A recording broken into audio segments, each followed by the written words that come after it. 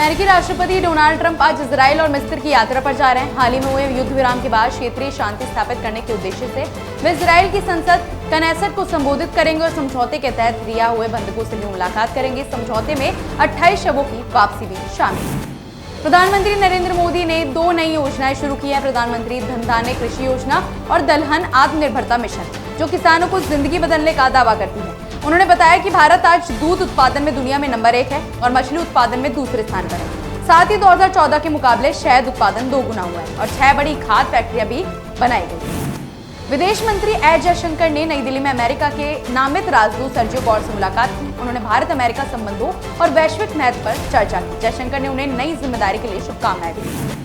केंद्रीय मंत्री अश्विनी वैष्णव ने बताया कि नई दिल्ली स्टेशन पर यात्रियों के लिए नया सुविधा केंद्र बनाया गया है, जिसमें 150 से ज्यादा शौचालय, शुद्ध पानी और बैठने की बेहतर व्यवस्था है। स्वचालित टिकट मशीनें भी लगाई गई हैं और ताकि भीड़ भाड़ वाले स्टेशनों पर यात्रियों को आसानी हो। आनंद विहार, सफदरजंग और शकूर बस्ती जैसे स्टेशन पर भी सुविधाएं तेजी से बढ़ाई जा रही हैं।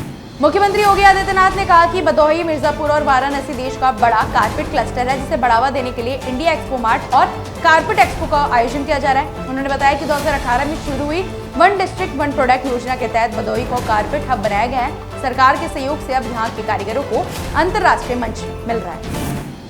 पंजाब के मोगा में पुलिस ने 2 अलग अलग ड्रग मामलों में 6 आरोपियों को गिरफ्तार किया है। सीआईए स्टाफ ने अजीतवाला से एक आरोपी के पास 2.503 किलो और फुकराना मंडी से 3 आरोपियों के पास से 5 किलो हेरोइन बरामद की है। पुलिस अब इनके तस्करों से जुड़े नेटवर्क की जांच कर रही है।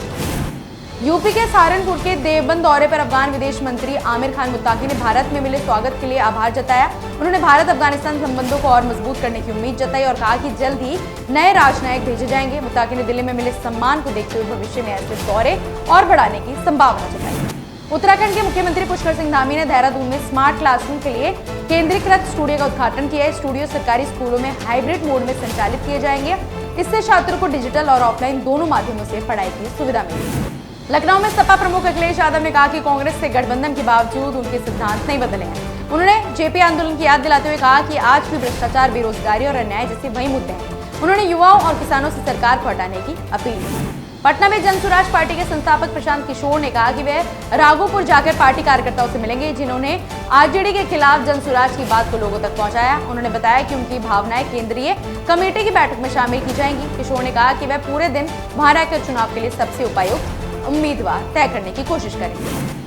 महाराष्ट्र के उप मुख्यमंत्री एकनाथ शिंदे ने कहा कि महायुति सरकार हर मुंबईकर को घर देने के लिए प्रतिबद्ध है। उन्होंने बताया कि संकल्प दिवंगत बाल ठाकरे के सपने को साकार करने की दिशा में है।